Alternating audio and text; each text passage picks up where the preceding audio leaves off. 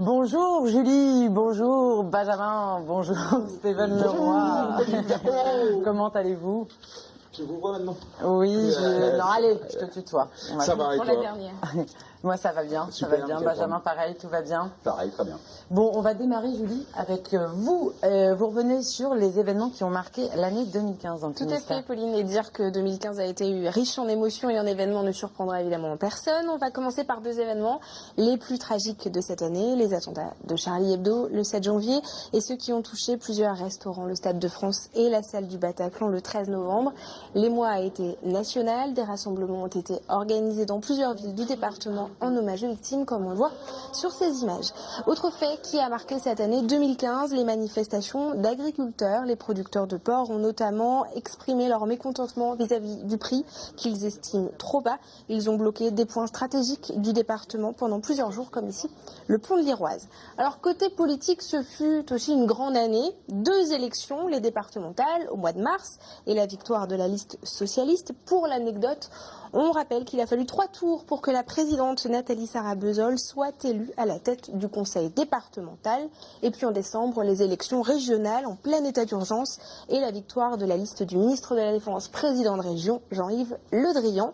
On a eu aussi quand même l'occasion de rire un peu, Julie, cette année. Quand même, heureusement. Oui. Quelques événements plutôt sympathiques cette année. Un anniversaire, les 100 ans du pâté ENAF et cette consécration. Les conserves de la société de Pouldreuzic ont rejoint la Station spatiale internationale mi-décembre. On mangera donc du pâté à Noël dans l'espace. Et toujours dans l'espace, on s'intéresse à la Lune et à son influence sur la mer. On se rappelle de la marée du siècle, le 21 mars, 119 de coefficient, ce qui nous a permis d'assister à des expéditions uniques, comme cette traversée par des marcheurs qui ont relié Roscoff à l'île de Bas. Des expéditions uniques, mais aussi des lieux uniques que l'on a découvert cette année. Le fond du lac de Garlédan, visible car EDF devait faire des travaux sur le barrage. 30 ans que le lac n'avait pas été vidé, ce qui nous a permis de voir ces images hors normes. Et puis, autre belle image de cette année, la présence de l'Hermione dans le port de Brest. En août, la réplique de la frégate de Lafayette, construite dans le Poitou-Charentes, revenait de son voyage inaugural aux États-Unis. Un beau symbole de liberté avec son drapeau français flottant au vent. Une bien belle image pour finir cette rétrospective de l'année 2015. Un bateau qu'on retrouvera d'ailleurs au mois de juillet 2016 pour les fêtes maritimes de Brest. Oui, évidemment, merci Julie. Dans les événements finistériens, qu'est-ce qui vous a marqué, Stéphane et Benjamin? Qu'est-ce que vous retenez? La grande marée? La panne de voiture de Reza Salami, qui a ça a duré 3 tours, qu'il a fallu prendre du pâté ENAF qui n'avait pas tout à fait 100 ans. C'est juste dommage quand même, alors que si on lui avait juste changé son carbu, c'était bon. Tout ça pour ça ça, passait c'est vachement mieux comme ça. Hein. Et vous, Benjamin? Cet été extrêmement ensoleillé, qu'on a tous remarqué. C'est vrai. Ouais, Et c'était cet bien. hiver ensoleillé C'est aussi. ça. Il faisait plus frais que cet hiver, cet été. Et puis le dernier événement de l'année dans le Finistère, ça se passe sur l'île de Sein où veillent encore 3 gardiens de phare, les 3 derniers de Bretagne. Ce 31 décembre, ils fermeront définitivement la porte du Goulenez. Le phare, lui, continuera de fonctionner en mode automatique, comme nous l'explique Camille Pochet.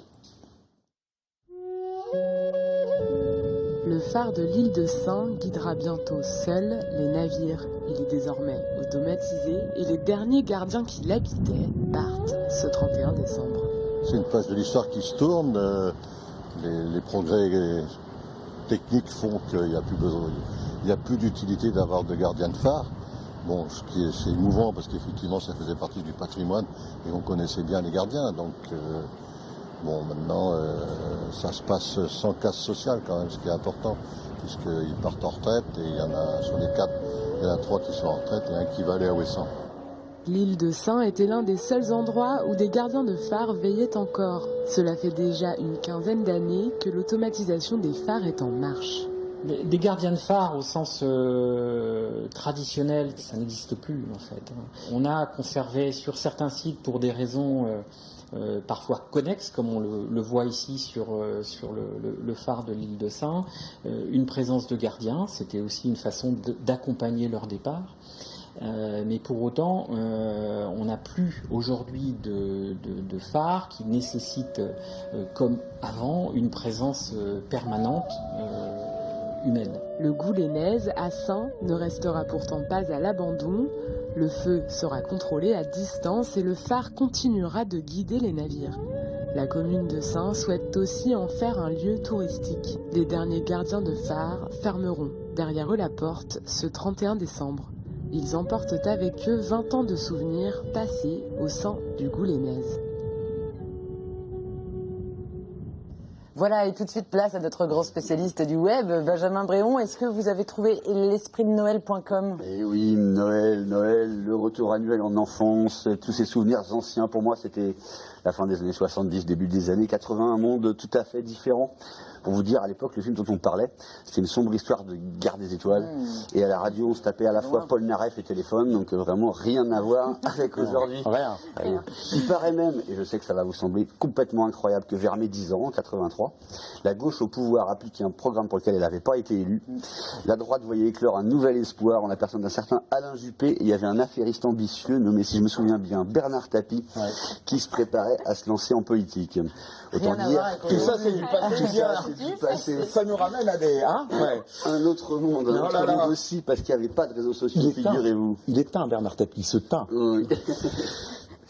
Donc pas de réseaux sociaux dans les années 80. Twitter, pas d'internet, figurez-vous, les gens s'envoyaient des lettres et se croisaient dans les bistrots. Je sais que ça paraît complètement dingue, c'est de la science-fiction. Alors bon, c'était pas que mieux. Déjà, le Père Noël n'avait pas de compte Twitter à l'époque, par la force des choses, alors qu'aujourd'hui il y en a plein. Au moins 5 qui se prétendent officiels, rien qu'en français, pas très bon d'ailleurs, enfin bon, c'est un autre sujet. Aujourd'hui, en revanche, tout le monde a un compte Twitter, même la Sainte Vierge vient d'ouvrir le sien, ce qui est assez inattendu, donc elle se plaint de ses 2 heures de marche en étant enceinte jusqu'au cou, là, on ne peut plus. Je précise à tout hasard que c'est le diocèse de Bourges qui l'a ouvert, c'est donc un compte plutôt bienveillant. Le fils de la dite Sainte Vierge, un peu plus en pointe au niveau nouvelle techno, elle tient depuis longtemps, il s'était excusé l'an dernier par ce message tristement prémonitoire, il avait commandé la paix dans le monde, mais il l'avait pas eu. Il n'est pas le seul à s'excuser d'ailleurs, puisque l'année 2015 a publié sur Twitter un bilan assez concis, mais assez fidèle de son activité annuelle, voilà. Il est utile de le reprendre. Allez, bon, pas de regret, je doute que ça empêche les Français de faire leur fête au chapon et aux dindes, et je parle ni des politiques, ni des miss qui viennent les uns et les autres d'être élus. Noël, c'est ouvert à tous, sous réserve de ne pas oublier 3 règles essentielles. D'abord, c'est pas vraiment une période de régime. Ensuite, il est de bon goût de faire des cadeaux si on veut en recevoir, et les histoires de date n'y changent rien. Et enfin, je suis désolé, mais le Père Noël n'existait pas. C'est pas vrai. Non, c'est pas vrai. Heureusement, bien sûr qu'il existe. D'ailleurs, comme chaque année, le même montage photo posté cette fois par le correspondant sportif du Télégramme, Martial Guarnisson, le prouve. Noël approche. On se retrouve donc en début d'année prochaine pour le prochain épisode que je sens bien basé sur une bonne polémique de lancement, la galette des rois. Est-ce que c'est l'épiphanie ou pas l'épiphanie? Vous avez 15 jours pour préparer. On a déjà d'être entendu pour...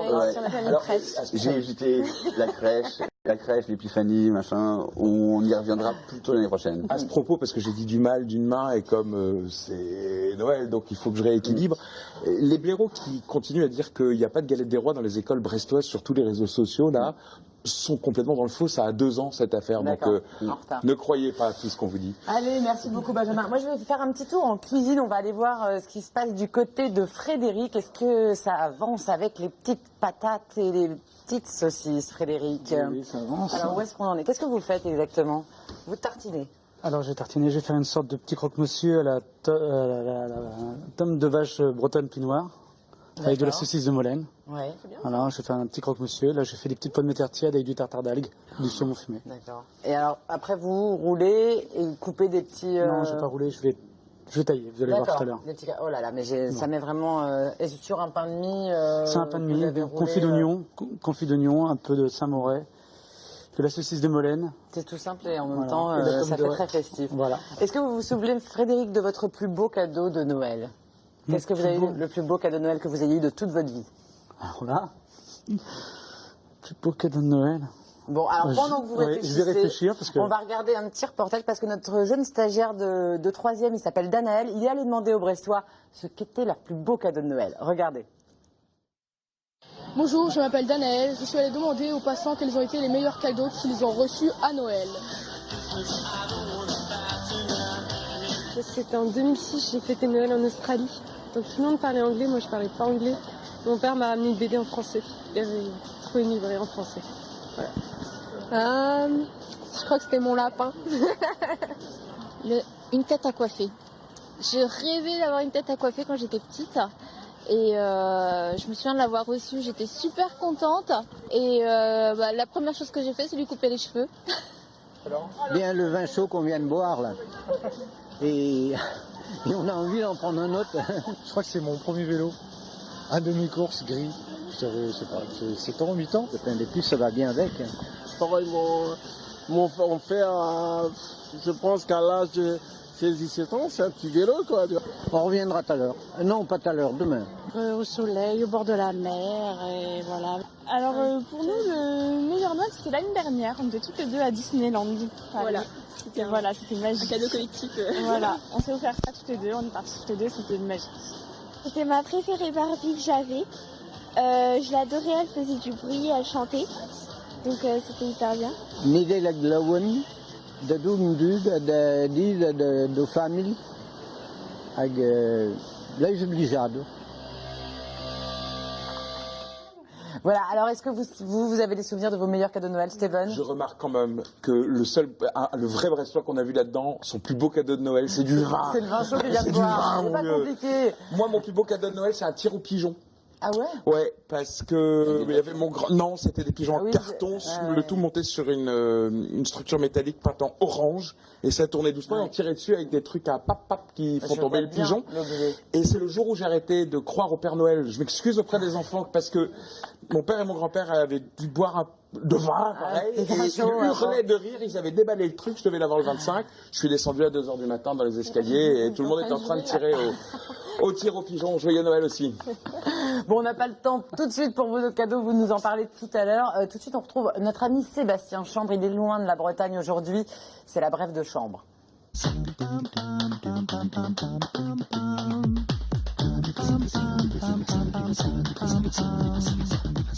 Salut les chroniqueurs! Aujourd'hui je suis pas avec vous parce que je suis au ski.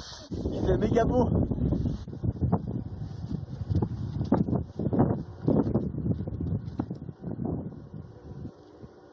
En tout cas, j'aurai beaucoup de plaisir à vous retrouver l'année prochaine. Et le plus important, attention à la santé. Et surtout, n'oubliez pas d'être formidable. Et surtout, faites attention à vous. Vous faites pas d'excès, prenez pas de risques.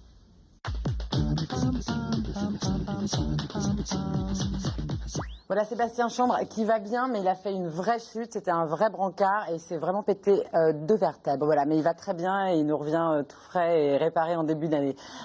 Nous accueillons 6 superbes modèles, dont notre journaliste Julie Sicot, mesdames, bravo. Alors, Stéphanie Fox et Jeanne, vous êtes avec nous toutes les deux. Ces 6 modèles portent vos créations. Stéphanie Fox, on va commencer avec vous. Qu'est-ce qui caractérise un petit peu vos créations vestimentaires? Donc, ces 3 créations sont de la marque Sky & Abyss. Ouais. C'est une marque qui est très engagée d'un point de vue écologique. Les matières sont soit recyclées, soit des matières organiques, biologiques. C'est-à-dire que vous faites de la récup ou c'est des matières que vous achetez déjà faites récupérer, quoi? Oui, c'est la question n'est pas très claire.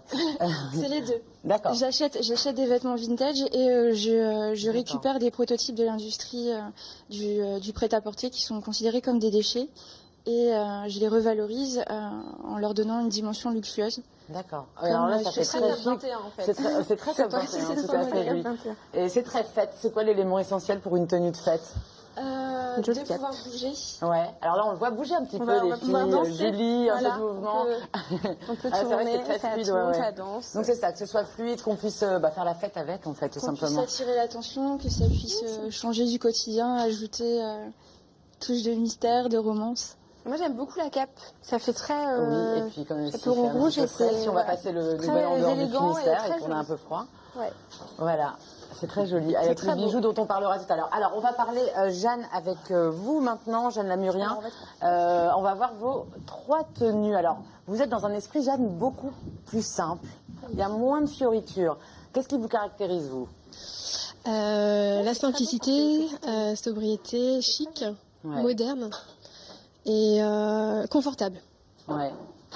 des coupes qui s'adressent plutôt aux grandes, aux petites, à tout le monde, parce que là on voit sur des mannequins, mais si Madame Tout le Monde a envie de porter vos tenues.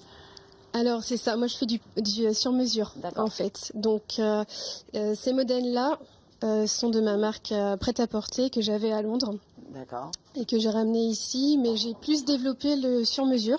Ouais. Donc je fais des robes de mariée principalement et des robes pour les invités, cocktails et soirées. D'accord. Donc pour les fêtes. Vous êtes basés où alors toutes les deux dans le Finistère? Brest. Quimper. Quimper, voilà, bah voilà, le nord et le sud réunis. Vous pouvez peut-être bouger un petit peu les filles. Donc ça se porte avec des bijoux. J'ai demandé à Stéphanie tout à l'heure, vous l'élément indispensable pour une tenue de fête, c'est quoi? C'est une matière en particulier, on voit que c'est assez brillant quand même. La soie. La soie. Matière noble. Ça rejoint le côté fluide dont parlait Stéphanie. Merci beaucoup à toutes les 6. On va accueillir 6 nouveaux modèles. Le temps pour moi d'aller faire un petit point avec Frédéric dans la cuisine. Où en est ce croque-monsieur il est au four. On va peut-être voir ce que ça donne. C'est pas encore assez. Donc c'est des petits, voilà, vous avez fait petits croque-monsieur. D'accord. Avec, on dirait des petits macarons, c'est très très joli, ça donne très envie. Donc là, c'est quoi, 5-10 minutes au four? Ouais, 5-10 minutes au four. Ok, bon, bah, c'est bien le temps de finir. Le spectacle est sympa, Frédéric. Oui, c'est un régal, pas que pour les papilles, pour les yeux aussi. Alors, Lydie Camblan, bonjour, du collectif POC La Girafe, regroupé donc de nombreux créateurs finistériens. Vous êtes avec Héloïse Labio qui fait des très très beaux bijoux. On les a vus tout à l'heure déjà sur les premiers modèles. On va commencer avec vous, Héloïse, d'ailleurs. Alors, est-ce qu'on peut voir quelques bijoux de plus près? Vous en portez un, d'ailleurs, de toute façon. Voilà. Alors, qu'est-ce qui caractérise vos bijoux? On a l'impression qu'il y a une inspiration celtique, mais vous me disiez que pas forcément, en fait. Non, pas forcément. En fait, c'est une technique de broderie à la sous-tache. Ouais. Et donc, je mélange avec des perles semi-précieuses, en général. Et voilà, des perles de rocaille. Tout est brodé vraiment à la main, à petits points. Donc, ça peut être dans les cheveux, en boucle d'oreille, voilà, toutes sortes de bijoux. Là, ça fait gros collier. Bijoux de tête. Très joli tête aussi. Il y a des choses pour les garçons, c'est que pour les filles. Non, je sais, on me demande souvent pour les garçons, mais c'est pas évident de faire des bijoux brodés pour les garçons. Steven aurait peut-être aimé. Avec le truc façon Princesse Leïla, là, c'est... voilà. Je veux bien tenter, mais ce serait très... Bonne idée. Alors rapprochez-vous un petit peu, toutes les deux. Lydie, on va parler un petit peu des robes parce que les deux créateurs des robes qu'on voit ici ne sont pas là avec nous. Par contre, vous allez pouvoir en parler. Alors il y a Jimmy Vélez. Alors on va voir les robes qu'a fait Jimmy. Voilà. Alors là, c'est vraiment super chic. Voilà. C'est ça qui caractérise. Alors il est de Jimmy Vélez. Pardon. Il bosse dans quel coin? C'est Quimper? Non, c'est Brest. Là, il vient de s'installer. Il a ouvert sa marque en 2012. Voilà, donc il crée un univers très romantique, très glamour, sensuel de femmes. Donc là, on a choisi des modèles spécifiquement faits aussi. Donc voilà. Très sombre là pour le coup. Très sombre et voilà. Le côté très très glamour et sensuel. Un peu. Il y a des modèles qui s'appellent Hepburn. Donc oui, l'univers un petit peu. Mais éclatant quand même. Mais éclatant, voilà, lumineux. Et alors contrairement aux matières très fluide, là on est dans quelque chose de plus où la forme est plus marquée, quoi. C'est aussi des matières voilà, plus recherchées, plus denses, donc oui, c'est pour des modèles spécifiques aussi. Et tout ça accessoirisé. Tout ça accessoirisé. Ça veut dire qu'il fait aussi... non, ça c'est les bijoux de Héloïse. Ouais. Voilà, on retrouve les bijoux d'Héloïse ici et là, mais je sais même plus, le petit bibi qui se trouve là et la coiffure ici. Magnifique. Et le joli plastron que j'ai ici aussi, qui nous a gentiment été prêté par Rachel Le Gall de Quimper, qu'on retrouve dans la cour de la faïencerie de Quimper. D'accord, qui fait donc des accessoires, qui peuvent se marier avec les bijoux de... Voilà, c'est une modiste à la base, donc elle fait beaucoup de chapeaux. Ça, c'est magnifique. On va terminer, Lydie, avec les créations de Fanny H. Alors, Fanny H, elle est brestoise aussi? Elle vient d'où? Non, elle n'est pas brestoise, mais on la retrouve sur Brest quand même. Mais elle est située plus sur Paimpol. donc Finistère Nord. On a fait tout le Côte Finistère. d'Armor, carrément, Voilà, Côte d'Armor. On a fait tout le Finistère. C'est encore différent. Alors là, la encore différent. super robe, je pense, dont on rêve toutes quand on est une fille. Voilà. C'est vraiment la robe de princesse. Voilà, tout à fait. Donc là, pour les fêtes, c'est vraiment la classe. Là, c'est ce on qu'il faut. passe pas inaperçu au C'est ce qu'il Nouvel An. fallait. Voilà. Super. Sur une Alors, jeune on a de la demoiselle. dentelle, elle travaille de la dentelle. C'est des matières Je peux très tourner différentes. aussi. Oui. Alors par contre des matières très haut de gamme. Enfin là c'est de la dentelle de Calais. Donc voilà la recherche de matière est vraiment très importante. Souvent du sur mesure. Du sur mesure sur ces collections-là. Deux univers en fait. Un peu rétro, mais ça va vers le moderne, un peu rock'n'roll, un peu rebelle. C'est ça que ça fait, c'est rock, Voilà. ce gris. Et le petit avantage de Fanny, c'est qu'on la retrouve sur Brest, dans la boutique de notre relooker brestois, qui s'appelle la boutique La Ville fait le mois, et donc elle a des armoires prêtes à porter. D'accord.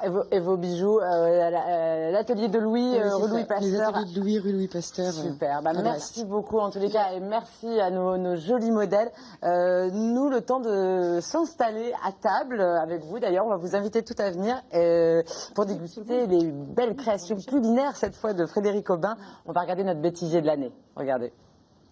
Il introduisait aussi dans les constructions dont il avait la charge des systèmes...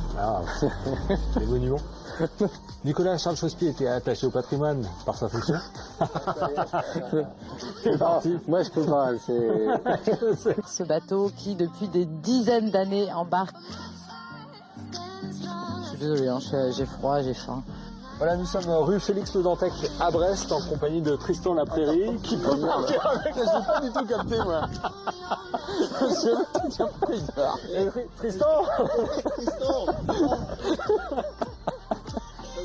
Et vous pouvez retrouver l'intégralité de ce film sur le site www.idil-fr. À bientôt. On peut refaire la fin.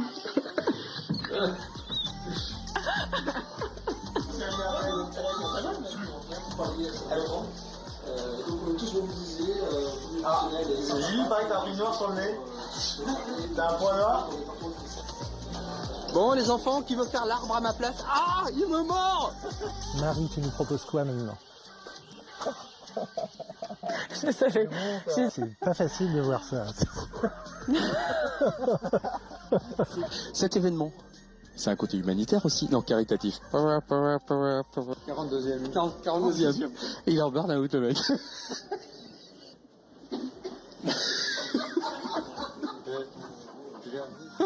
Je craque, c'est la première fois. C'est la première fois depuis le démarrage de la mission. Elle est aujourd'hui immergée à côté de Ouessant. Hop, hop, hop, hop. Allez, boucher. Hop, hop. Oh, sortez bio. J'ai postillonné. Hein. Hop, hop, hop, hop. C'est un partenariat. Blablabla. Blablabla. Promulgué le 9 juin dernier, la loi Macron a permis d'aller Et voilà, on est tous réunis autour de cette belle table. Steven, Benjamin, je vous laisse goûter en premier les créations. On n'en fera rien. Oui, mais les filles, c'est des mannequins, elles peuvent peut-être pas manger trop de pommes de terre.